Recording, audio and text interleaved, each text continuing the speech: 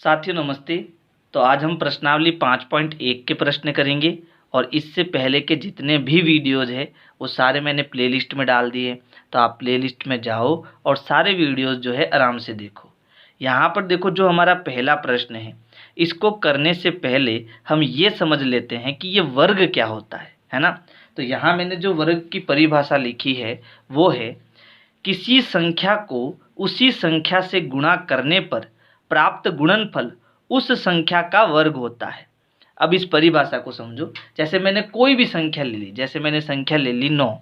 अब मुझे इसका क्या चाहिए, इसका मुझे वर्ग चाहिए। ठीक है, तो परिभाषा क्या कहती है, किसी संख्या का उसी संख्या से गुणा। तो मैंने संख्या ली 9 और इसको मैं 9 से ही गुणा करूंगा। तो जो गुणनफल आएगा, 9 इंटू 9 कितना होता है, 9 81। इसका गुणनफल कितना आया, 81। तो जो ये 81 है वो इस संख्या का यानी 9 का क्या होगा, वर्ग होगा। यानी 9 का वर्ग कितना आएगा, 81 आएगा। ठीक है, परिभाषा समझ में आ गई। अब देखो यहाँ पर जो है मैंने 1 से 10 तक वर्ग लिए हैं। ये बहुत इंपॉर्टेंट है आपको याद करना। आपको कम से कम 1 से 25 तक वर्ग याद होने चाहिए, लेकिन अभी फिलहाल मैं 1 से 10 तक वर्ग आपको समझाऊंगा, ताकि इससे हम 4 नियम जो होंगे जो इस प्रश्न को करने के लिए ज़रूरी है वो समझ लेंगे। तो देखो यहाँ पर मैंने लिखा है 1 का वर्ग। तो ये मैंने लिखा है हिंदी में। इसको गणित में कैसे लिखना, 1 के ऊपर छोटी सी घात 2 लगाना। ठीक है, तो हिंदी में बोलते हैं वर्ग, लेकिन गणित में लिखने का तरीका ये होगा, 1 का वर्ग। ये हिंदी में मैंने पढ़ा और गणित में भी इसको ऐसे पढ़ना है, 1 का वर्ग। 1 का वर्ग मतलब उसका उसी से गुणा, यानी 1 का 1 से गुणा। कितना आया, 1। तो 1 का वर्ग कितना होगा, 1। इसी प्रकार 2 का वर्ग यानी 2 की घात 2, इसका मतलब 2 गुणा 2, उसका उसी से गुणा। कितना आएगा, 4। तो 2 का वर्ग कितना होता है, 4। फिर 3 का वर्ग 9, 4 का वर्ग 16, 5 का वर्ग 25, 6 का वर्ग 36, 7 का वर्ग 49, 8 का वर्ग 64, 9 का वर्ग 81। ठीक है, और 10 का वर्ग 100। तो यहाँ पर जो हमने वर्ग पढ़े हैं, इससे हम कुछ नियम समझेंगे। अब वो नियम क्या है, तो देखो सबसे पहला जो नियम हमने यहाँ से मिलेगा वो क्या मिलेगा, जैसे सभी वर्ग संख्याएं 0, 1, 4, 5, 6 या 9 पर समाप्त होती है। जैसे यहाँ पर जब मैंने 1 से लगाकर 10 तक का वर्ग किया, ठीक है, तो यहाँ पर मुझे देखो, यहाँ एक संख्या मिली 1, यहाँ मिली 4, फिर 9, इसका इकाई अंक देखो 6, इकाई अंक 5, इकाई अंक 6, इकाई अंक 9, 4, 1 और 0। तो यहाँ पर जो मैंने 1 से 10 तक के वर्ग किए हैं, इन सभी में मुझे क्या मिला, 0, 1, 4, 5 और 6 और 9। यानी इनका जब इकाई अंक लास्ट वाला जो अंक है वो हमें यही मिला, इनमें से ही मिला है। ठीक है, तो आप कोई भी संख्या लोगे, जैसे मान लो मैंने एक संख्या ले ली 12। ठीक है, मैंने एक संख्या ले ली 12। अब 12 के पीछे कितना है, 2 है। अब 12 का अगर मैं वर्ग करता हूँ तो क्या होगा, 12 का वर्ग का मतलब 12 इंटू 12, और गुणा करने पर मुझे कितना मिलेगा, 144 मिलेगा। तो इसके पीछे मुझे कितना मिला, 4 मिला, है ना। तो आप जो भी संख्या लेंगे, जैसे मैंने मान लो 525 ली और इसका मैंने वर्ग किया, तो मुझे पीछे कितना मिलेगा, 5 ही मिलेगा। ठीक है, यानी कोई भी आप संख्या ले लो, उसका वर्ग आप जब करोगे तो इनमें से ही उसका इकाई अंक मिलेगा। लास्ट वाला जो अंक होगा वो यही होगा, इसके अलावा कोई भी अंक नहीं हो सकता। तो पहला तो ये नियम हो गया। दूसरा नियम है, जो संख्याएं 2, 3, 7, 8 से समाप्त होती है वे कभी भी पूर्ण वर्ग संख्या नहीं होती। तो जब हमने 1 से 10 तक के वर्ग किए, तो यहाँ पर देखो इनके जो वर्ग है, यहाँ पर हमें कहीं भी जो है इकाई अंक जो है, लास्ट वाला जो अंक है वो 2, 3, 7, 8 दिखाई नहीं दे रहा है। यानी आप कोई भी संख्या लेंगे, उसका वर्ग करोगे तो आपको कभी भी वहाँ पर 2, 3, 7, 8 दिखाई नहीं देगा। लास्ट अक्षर है ना, अंतिम अक्षर यानी इकाई अंक जो है वो कभी भी 2, 3, 7, 8 नहीं होगा। फिर देखो तीसरा नियम, पूर्ण वर्ग संख्याओं के अंत में शून्यों की संख्या केवल सम होती है।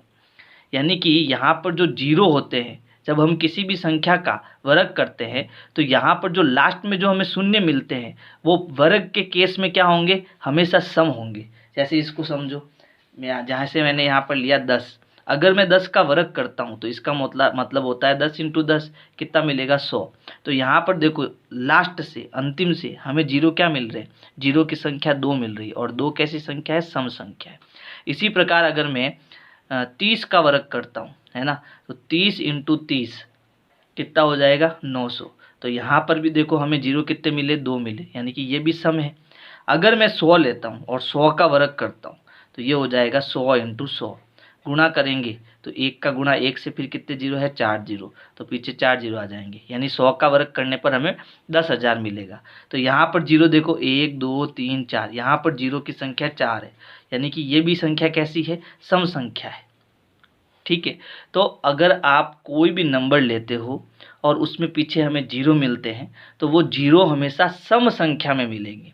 और अगर आपको विषम संख्या में मिलते हैं, जैसे मान लो आपको 1000 मिल गया, अब आप कहोगे कि ये एक पूर्ण वर्ग संख्या है या नहीं, यानी कि ये किन्हीं दो संख्याओं को गुणा करने पर मिलेगी या नहीं, तो हम कहेंगे नहीं। क्यों? क्योंकि इसमें कितने जीरो है, इसमें 3 जीरो है, और 3 मतलब क्या होता है कि ये विषम है ना, 3 मतलब यहाँ विषम जीरो है, और विषम जीरो है इसका मतलब ये वर्ग संख्या नहीं है। तो यहाँ पर जो नियम है वो क्या है, पूर्ण वर्ग संख्याओं के अंत में शून्यों की संख्या केवल सम होनी चाहिए, और अगर विषम होती है तो वो हमारी पूर्ण वर्ग संख्या नहीं हो सकती।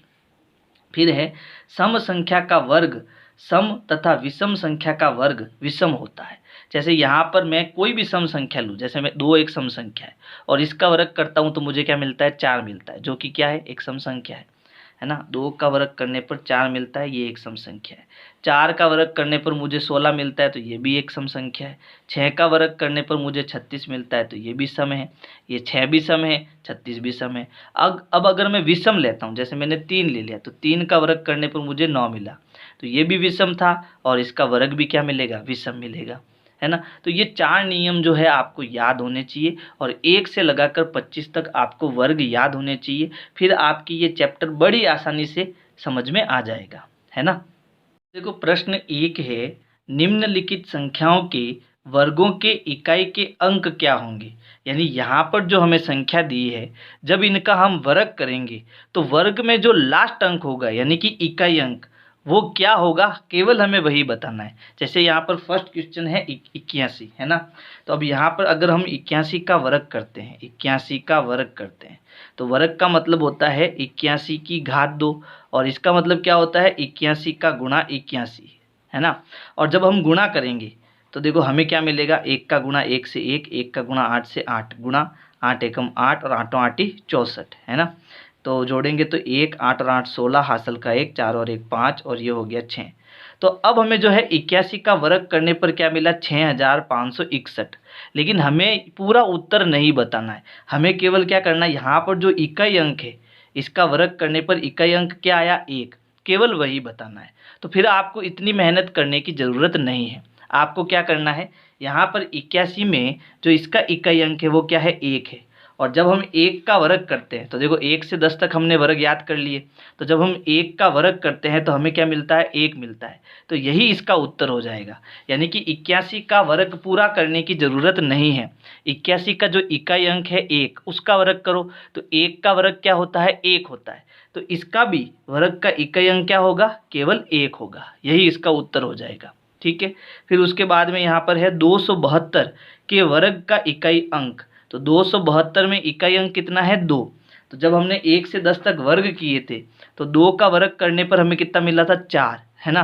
तो यहाँ पर जब इस पूरी संख्या का हम वर्ग करेंगे तो जो इसका इकाई अंक होगा वो कितना मिलेगा, 4 मिलेगा। इसी प्रकार 299 के वर्ग का इकाई अंक, तो इसका जो इकाई अंक है संख्या का वो कितना है, 9। और जब हम 9 का वर्ग करते हैं तो 90 में कितना होता है, 81, और 81 में देखो 81 में इकाई अंक हमारा कितना है, 1 है ना। तो यहाँ पर जब इस संख्या का हम वर्ग करेंगे तो इसका जो वर्ग होगा उसका इकाई अंक हमें कितना मिलेगा, केवल 1 मिलेगा। तो यहाँ पर भी हमारा आंसर आएगा 1। बात समझ में आई। फिर देखो चौथा, 3853 के वर्ग का इकाई अंक। तो इस संख्या का इससे गुणा कराने की ज़रूरत नहीं है, हमें केवल इसका इकाई अंक लेना है। अब 3 का वर्ग हमने क्या पढ़ा, तो 3 का वर्ग हमने पढ़ा 9, है ना। तो इस पूरी संख्या का जब हम वर्ग करेंगे तो इसका जो इकाई अंक मिलेगा वो हमें क्या मिलेगा, 9 मिलेगा। फिर है 1234, तो इसका इकाई अंक कितना है, 4, और 4 का वर्ग करते हैं तो देखो 4 का वर्ग कितना होता है, 16। तो 16 में जो इकाई अंक है वो कितना आया, 6। तो जब इस पूरी संख्या का हम वर्ग करेंगे तो इकाई अंक में हमें कितना मिलेगा, 6 मिलेगा। ठीक है। फिर है 26,387, तो इसका इकाई अंक कितना है 7, और 7 का वर्ग यानी 7 का वर्ग हमने क्या पढ़ा था 49, 49 में इकाई अंक कितना आ रहा है 9, तो जब इस पूरी संख्या का वर्ग करेंगे तो इस पूरी संख्या का वर्ग करने पर जो इकाई अंक मिलेगा वो कितना मिलेगा 9 मिलेगा। इसी प्रकार देखो 7वां 52,698 के वर्ग का इकाई अंक, तो इसका संख्या का इकाई अंक कितना है 8, और 8 का वर्ग कितना होता है 8 8 64 है ना, तो 64 में देखो लास्ट अंक कितना है 4, तो इसका उत्तर भी कितना आएगा 4 आएगा। फिर 99,880, 80 में यहाँ इकाई अंक कितना आ रहा है 0, तो देखो 10 का जब हमने वर्ग किया था तो 10 का इकाई अंक कितना है 0, तो 0 का वर्ग करने पर यानी कि 10 का वर्ग करने पर हमें मिला 100, और 100 में जो इकाई अंक है वो क्या है 0, यानी कि यहाँ पर जो इस संख्या का वर्ग करेंगे तो इकाई अंक क्या मिलेगा 0 मिलेगा। फिर है 12,796, तो यहाँ पर इकाई अंक है 6, और 6 का जब हम वर्ग करते हैं तो मिलता है 36, इकाई अंक कितना है 6, तो यानी कि इसका वर्ग करने पर हमें इकाई अंक कितना मिलेगा 6 मिलेगा। इसी प्रकार यहाँ है 55,555, तो 5 का जब हम वर्ग करेंगे तो इकाई अंक कितना मिलेगा, तो 5 का वर्ग करने पर आता है 25, और 25 में इकाई अंक कितना है 5, तो इस संख्या का भी वर्ग करने पर इकाई अंक हमें कितना मिलेगा 5। तो बहुत सिंपल प्रश्न है। अब इस प्रश्न को हम मौखिक भी कर सकते थे, लेकिन कब, जब हमें 1 से 10 तक वर्ग याद हो, है ना, तो कम से कम आपको 25 तक होने चाहिए। अगर 25 तक वर्ग याद नहीं हो रहे हैं तो कम से कम आपको 10 तक तो करने ही है, ठीक है। प्रश्न 2 है, निम्नलिखित संख्याएं स्पष्ट रूप से पूर्ण वर्ग संख्याएं नहीं हैं, इसका कारण दीजिए। तो देखो शुरुआत में मैंने बताया था जो हमारा दूसरा नियम है वो क्या कहता है, जो संख्याएं 2 3 7 8 से समाप्त होती है, समाप्त होने का मतलब जिनका इकाई अंक लास्ट वाला अंक 2 3 7 8 हो, तो वे संख्याएं हमारी कभी भी पूर्ण वर्ग संख्याएं नहीं हो सकती है। तो यहाँ पर जो फर्स्ट है ना, जैसे 1057, तो नियम हमारा क्या है, यदि संख्या का इकाई अंक क्या होना चाहिए 2 3 7 8 हो तो वो हमारी कभी भी पूर्ण वर्ग संख्याएं नहीं हो सकती। तो यहाँ पर देखो पीछे अंक कितना आ गया 7 आ गया, इसका मतलब ये हमारी पूर्ण वर्ग संख्या नहीं है। तो इसका कारण भी हमें लिखना है ना, तो यहाँ लिखेंगे यह पूर्ण वर्ग संख्या नहीं है क्योंकि इसका इकाई अंक 7 है, ठीक है। फिर देखो दूसरा 23,453, 23,453, अब देखो इसका इकाई अंक 2 3 7 8 इनमें से आ रहा है, इसलिए यह भी पूर्ण वर्ग संख्या नहीं है। तो यहाँ पर जो मैंने लाइन लिखी है वही लिखना है, लेकिन यहाँ पर 7 की जगह क्या लिखना है 3 लिखना है, यानी यहाँ लिखेंगे यह पूर्ण वर्ग संख्या नहीं है, पूर्ण वर्ग संख्या नहीं है क्योंकि इसका इकाई अंक कितना है 3 है, ठीक है। फिर तीसरा क्या है 7,928, 7,928, अब इसमें भी देखो 2 3 7 8 इनमें से आ रहा है, इसलिए यह भी हमारा क्या है पूर्ण वर्ग संख्या नहीं है। तो जो ऊपर लिखा है वही आपको पूरा लिखना है, लेकिन लास्ट में इसका इकाई अंक कितना है 8 है ना, इकाई अंक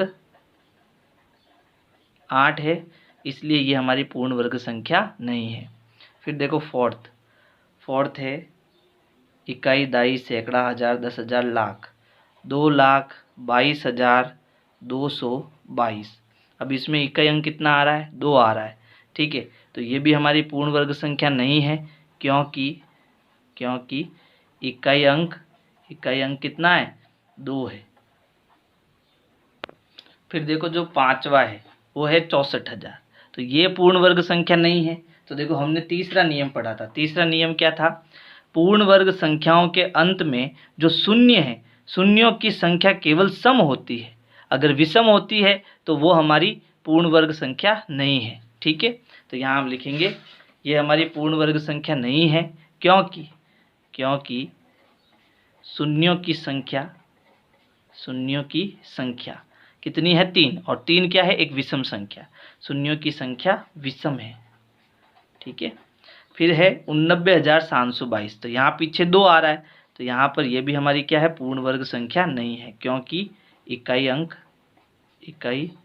अंक 2 है।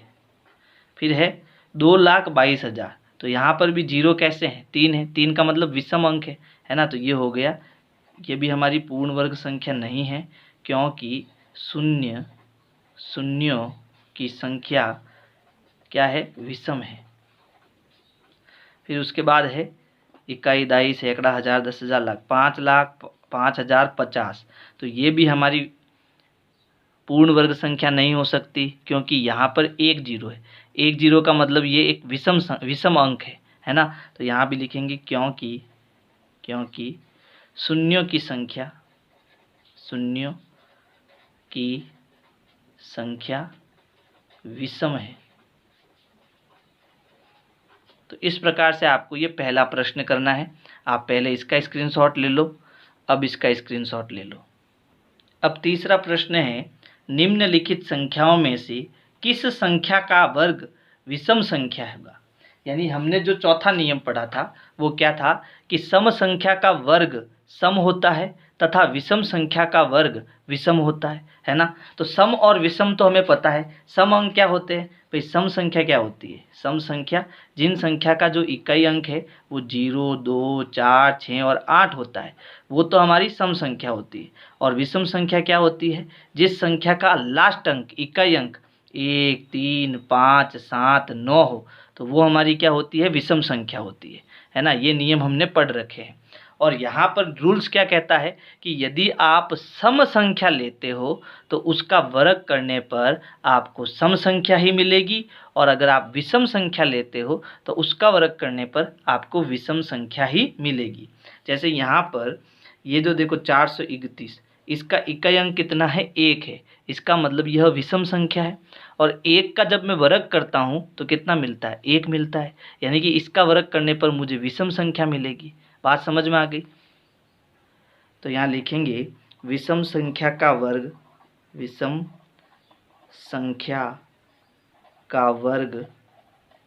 सदैव विषम होता है, यानी विषम संख्या होता है। अतः अब यहाँ देखो विषम संख्याएं कौन कौन है। एक तो ये हमारी विषम संख्या है, यानी पहला प्रश्न। फिर उसके बाद ये सम संख्या, तो इसको छोड़ दो, ये हमारी विषम संख्या क्योंकि पीछे 9 है। तीसरा प्रश्न, और यहाँ ये सम संख्या है, इसका मतलब पहला और तीसरा इनका जब हम वर्ग करेंगे तो वो क्या होगी, विषम संख्या ही होगी। अतः पहला और तीसरा का वर्ग सदैव विषम होगा।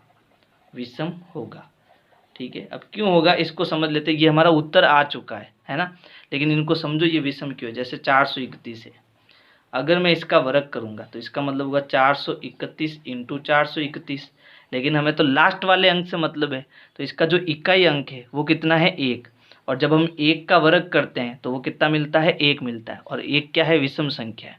तो जब इसका हम वर्ग करेंगे है ना, तो इकाई अंक क्या आएगा, 1 आएगा, तो जो कि क्या है, विषम, यानी ये पूरी संख्या हमारी विषम थी। और इसका पूर्ण वर्ग करेंगे तो वर्ग हमें क्या मिलेगा, इकाई अंक 1 मिलेगा, जो कि क्या है, विषम है। ठीक है, इसी प्रकार हमारी ये संख्या 7,789, ठीक है, इसका वर्ग करेंगे तो इसका मतलब होता है 7,789 का गुणा 7,789 से। अब इसका इकाई अंक कितना है, 9 का वर्ग करने पर जो इकाई अंक होगा, इकाई अंक हमें क्या मिलेगा, 81 मिलेगा। 81 में पीछे कितना आया, 1 आया, इसका मतलब ये भी क्या है, विषम है। तो ये भी विषम संख्या थी, वर्ग भी इसका क्या आ रहा है, विषम आ रहा है। तो खाली उत्तर आपका यही है, जो मैं लाल अक्षर में कर रहा हूँ वही इसका उत्तर है। बाकी आपको ज़्यादा परेशान होने की ज़रूरत नहीं है, बस ये इसका उत्तर होगा। ठीक है, प्रश्न 4 है, निम्न प्रतिरूप का अवलोकन कीजिए और रिक्त स्थान भरिए। तो क्या करना है कि यहाँ पर जो हमें ये प्रश्न दे रखा है इसको ध्यानपूर्वक देखना है। अवलोकन का मतलब ध्यानपूर्वक देखकर समझना, फिर समझने के बाद यहाँ पर क्या उत्तर आएगा वो हमें बताना है। तो यहाँ पर देखो शुरुआत में क्या हो रहा है, यहाँ 11 और फिर इसका हम वर्ग कर रहे हैं, तो तो जब हम 11 का वर्ग करते हैं, 11 का वर्ग मतलब 11 का 11 से गुणा, ठीक है। तो गुणा करने पर देखो ये हो गया 11, फिर नीचे भी आएगा 11, जोड़ेंगे तो ये हो जाएगा 1 2 1, ठीक है। तो वर्ग करने पर मिला 121।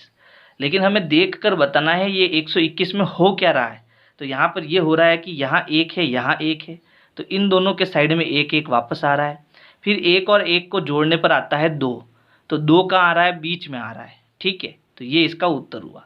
फिर दूसरे में देखो, यहाँ 1 है तो उत्तर में 1 यहाँ आ रहा है, पीछे 1 है तो उत्तर में पीछे भी 1 आ रहा है, 1 और 1 को जोड़ने पर 2 आ रहा है, तो 2 बीच में आ रहा है, ठीक है। और बीच में 0 भी है, तो यहाँ पर देखो ये 0 इधर भी आया और 2 के बाद भी आया, यानी एक एक 0 2 के पहले और बाद में आया।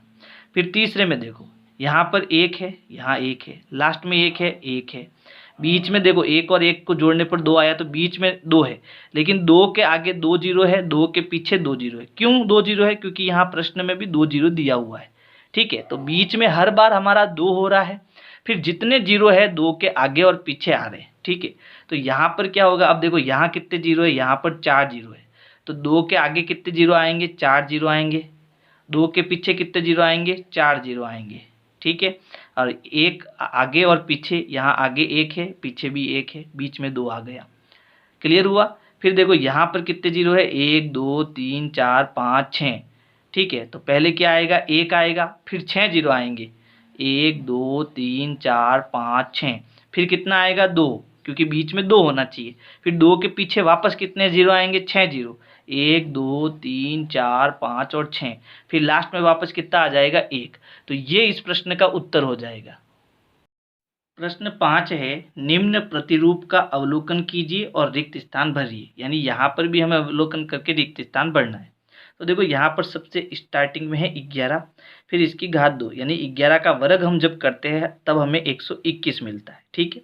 फिर दूसरा वाला देखो 1 0 1 और फिर इसका वर्ग, ठीक है। ये जब हम करते हैं तो यहाँ पर हमें देखो कितना मिल रहा है, 10 20 और फिर 1 मिल रहा है। फिर तीसरा देखो, तीसरा हम देखते हैं तो 1 0 1 0 1 और इसका वर्ग, ठीक है। तो यहाँ पर देखो दूसरे वाले में 1 कितने थे, 2 थे, तो यहाँ पर 2 थे तो हम 20 तक गए। अब यहाँ 1 3 बार आ रहा है तो हम 30 तक जाएंगे, तो ये हो गया 10 20 30, और 30 के बाद में वापस उल्टा चलेंगे 20 और फिर 1, ठीक है। इसी प्रकार यहाँ 1 कितने हैं, 1 2 3 4 है, 4 बार आ रहा है 1, यानी हमें 40 तक जाना है। फिर 40 के बाद वापस 30 20 1 उल्टा जाना है, ठीक है। तो यहाँ पर स्टार्टिंग होगी 10, फिर 20, फिर 30 और फिर 40। 40 तक क्यों गए, क्योंकि यहाँ 1 4 बार आ रहा है, और 4 मतलब 4 दाया 40 है ना। तो 10 20 30 40 तक चले गए। अब उल्टा चलो वापस, 40 के बाद क्या आता है, तो वापस 30 आ जाएगा, फिर 20 आ जाएगा, और जब 20 पर आते हैं तो हमें कितना लगा देना है, पीछे 1 लगा देना है। इसी प्रकार ये देखो, अब इस वाला पोर्शन हमें करना है। इधर क्या दिया, 10 20 30 40 50, ये 50 तक गया, यानी इसमें 1 कितनी बार होंगे, 1 हमारा 5 बार होगा, ठीक है। फिर वापस उल्टा 40 30 20 1, तो हमें 1 कितनी बार लाना है, 5 बार, लेकिन सबके बीच में 1 1 0 होना चाहिए। तो यहाँ पर देखो 1 फिर 0 1 0 1 0, कितनी बार आया, 1 3 बार, फिर 1 0 है ना, फिर लास्ट में 1। तो देखो 10 10 10 10 और फिर 1 1 2 3 4 5, एक बार 5 बार आ गया, फिर इसकी घात 2 आ गई। तो ये इसका क्या हो जाएगा, उत्तर हो जाएगा, ठीक है। प्रश्न 6 है, दिए गए प्रतिरूप का उपयोग करते हुए लुप्त संख्याओं को प्राप्त कीजिए। यानी इस प्रतिरूप को ध्यान से देखना है, फिर जो खाली जगह में जो नंबर आएगा वो हमें भरना है। तो देखो पहले में 1 का वर्ग प्लस 2 का वर्ग प्लस 2 का वर्ग बराबर 3 का वर्ग। तो पहले को अगर अपन ध्यान से देखें तो यहाँ 2 आ रहा है, तो यहाँ 3 आ रहा है, यानी यहाँ 2 आ रहा है तो इसका अगला नंबर यहाँ पे आ रहा है। फिर अगर मैं इनको गुणा करूँ, देखो 1 का 2 से गुणा करेंगे तो 2 एकम 2, यानी ये आगे वाला नंबर क्या आ रहा है, 2, यानी इसका गुणा करने पर मुझे 2 मिल रहा है। फिर आगे बढ़ते हैं तो देखो यहाँ है 2 3 6, फिर 6 के बाद आया 7, तो यहाँ 6 आ रहा है तो इसका अगला नंबर 7 आ रहा है। या फिर 2 और 3 का अगर मैं गुणा करूँ तो 2 तिया कितना होता है, 6 होता है। तो दोनों तरीके से हमारे यहाँ पर हमें देखना पड़ेगा। फिर है 3, 4 और 12, 12 के बाद कितना आ रहा है 13, तो यहाँ 12 आ रहा है तो इसका अगला नंबर 13 मिल रहा है। फिर 3 और 4 का गुणा करें तो 3 चौक कितना होता है 12, तो यहाँ 12 मिल रहा है। ठीक है, फिर इसी प्रकार देखो 4, 5, अब यहाँ हमें खाली जगह दे दी और आगे कितना कर दिया 21, तो देखो यहाँ 12 था तो इसका अगला नंबर 13 आ रहा था। फिर 13 है, इसका मतलब ये इससे एक कम कितना आ गया 12। अब यहाँ 21 है तो ये इससे एक कम कितना हो जाएगा 20, तो यहाँ पर खाली जगह में कितना आ गया 20 आ गया। ठीक है, तो जब इसको हम ध्यानपूर्वक देखेंगे तो ये चीज़ें हमें पता चलेगी। फिर देखो यहाँ पर 5 है और यहाँ खाली जगह है। ठीक है, और यहाँ 30 आ रहा है, 30 के बाद वापस 31 आ रहा है, लेकिन यहाँ बीच में क्या आ रहा है, तो अब ध्यान से देखना, ऊपर से नीचे देखो 2, 3, 4, 5, 6 और 7 कंटिन्यू गिनती चल रही है ना। तो यहाँ 5 है तो यहाँ पर कितना आ जाएगा 6 आ जाएगा, है ना। तभी तो देखो 5 और 6 का गुणा करने पर कितना आ रहा है 30 आ रहा है, 5, 4 और 5 का गुणा करने पर कितना आ रहा है 20 और 5 छंग 30। तो आप ऐसे भी इसको कर सकते थे कि ये 30 कैसे आ रहा है, तो 5 से हम किसका गुणा करेंगे 30 आएगा, तो 5 का 6 से गुणा करेंगे तो 30 आएगा, है ना। फिर इसी प्रकार देखो यहाँ है 6, 7, फिर यहाँ एक संख्या है और यहाँ भी एक संख्या में बढ़नी है, तो यहाँ पर इन दोनों का जब हम गुणा करेंगे तो वो संख्या यहाँ पर आएगी, है ना। तो 6 सत्तू कितना होता है 42, तो यहाँ आ गया हमारा 42, और 42 है तो यहाँ कितना आएगा, तो इससे एक ज़्यादा, तो 42 के आगे कौन सी संख्या आएगी 43, इसका मतलब यहाँ हमारा आ जाएगा 43। ठीक है, तो अगर आपको मेरे वीडियोस पसंद आ रहे हैं तो आपको लाइक करते जाना है ना। प्रश्न 7 है, योग संक्रिया किए बिना योगफल ज्ञात कीजिए। यानी यहाँ पर ये जो संख्याएं दी हुई है इनको हमें जोड़ना नहीं है और सीधा उत्तर निकालना है। ठीक है, तो यहाँ पर पहले तो देखो ये सारी संख्याएं कैसी है, 1, 3, 5, 7, 9, तो ये सारी संख्या कैसी है विषम संख्या है। क्या होती है विषम संख्या, वे संख्या जिसमें 2 का पूरा पूरा भाग नहीं जाता उसे हम क्या कहते हैं विषम संख्या कहते हैं। जैसे 1, 3, 5, 7, 9, 11 और ये सारी संख्याएं क्या होती है विषम संख्या होती है। अब ये कहाँ से स्टार्ट कर रहा हूँ मैं 1 से कर रहा हूँ, तो इसको मैं क्या कह सकता हूँ कि ये जो संख्या है वो विषम संख्या है और ये 1 से स्टार्ट हो रही है इसलिए ये प्राकृत संख्या भी है। तो इसको हम क्या बोलेंगे स्टार्टिंग से, यानी प्राकृत संख्याएं, लेकिन कौन सी संख्याएं हैं विषम संख्याएं। ठीक है, तो अब यहाँ पर देखो, यहाँ पर इस चैप्टर का एक रूल्स है, वो रूल्स हमें पढ़ना चाहिए। वो रूल्स क्या है कि पहली n विषम प्राकृत संख्याओं का योग n की घात 2 होता है। जैसे जैसे मान लीजिए हमेशा ये प्राकृत संख्या कहाँ से शुरू होगी, हमेशा 1 से शुरू होगी। तो स्टार्टिंग से हमें क्या करना है, कोई भी संख्या लेनी है। जैसे मैंने n विषम संख्याएं ली, जैसे मैंने एक तो लिया 1 और फिर दूसरा मैंने लिया 3, तो यहाँ मैंने कितनी संख्या ली 2 अंक लिए, 1 और ये 2। अब n मैंने यहाँ 2 लिए, तो अगर मैं 2 का वर्ग करता हूँ तो वो मुझे कितना मिलता है 4 मिलता है। तो यहाँ देखो जोड़ने पर भी मुझे कितना मिलेगा 4 मिलेगा। ठीक है, इसी प्रकार अगर मैं 3 विषम प्राकृत संख्याएं लेता हूँ, लेकिन लेता कहाँ से हूँ हमेशा 1 से, तो एक तो 1 हो गई हमारी, फिर उसके बाद 3 हो गई, फिर उसके बाद 5 हो गई। ठीक है, अब अगर मैं इनको जोड़ूं तो 5 और 3 8, 8 और 1 9, 9 आता है। लेकिन यहाँ पर n यानी कुल संख्याएं अंक कितने हैं 1, 2 और 3, तो सीधा सीधा n की घात 2 कर लो, यानी 3 की घात 2 कर लो। तो 3 का वर्ग मतलब 3 × 3 कितना आया 9, तो जोड़ने पर भी 9 आता है और वर्ग करने पर भी 9 आता है। इसी प्रकार मैं स्टार्टिंग से 4 अंक लेता हूँ, यानी 1 + 3 + 5 + 7, ये 4 अंक लिए। तो अगर मैं 4 का वर्ग करता हूँ तो कितना आता है 16, क्योंकि 4 चौक 16 होता है। और अगर मैं इनको जोड़ता हूँ तो देखो 1 और 3 4, 4 और 5 9, 9 और 7 कितना होता है 16 होता है। तो ये नियम आपको याद होना चाहिए कि कोई भी आप स्टार्टिंग से n विषम प्राकृत संख्या लेते हो तो उनका जो योग होता है वो हमेशा n की घात 2 होता है, यानी जितने उसमें अंक होते हैं उसका क्या कर दो वर्ग कर दो। ठीक है, ये नियम होता है, आपको याद रखना पड़ेगा। जैसे यहाँ पर है 1, 3, 5, 7 और 9, तो यहाँ कितने अंक है 1, 2, 3, 4 और 5। तो आपको कुछ नहीं करना है, सीधा सीधा 5 का वर्ग करना है। 5 के वर्ग का मतलब होता है 5 × 5, यानी कितनी संख्या है टोटल 25, यानी जब इसका हम योग करेंगे तो 25 आएगा, आप चेक कर सकते हो। फिर इसी प्रकार देखो यहाँ टोटल कितने अंक है 1, 2, 3, 4, 5, 6, 7, 8, 9 और 10 अंक है। तो आप क्या करो 10 का वर्ग कर लो, 10 का वर्ग मतलब 10 × 10, यानी कितना हो गया 100, यानी जब आप इनको जोड़ोगे तो आपको कितना मिलेगा, 100 मिलेगा। इसी प्रकार देखो यहाँ कितने अंक है, 1 2 3 4 5 6 7 8 9 10 11 और 12। तो आपको क्या करना है, 12 का वर्ग करना है।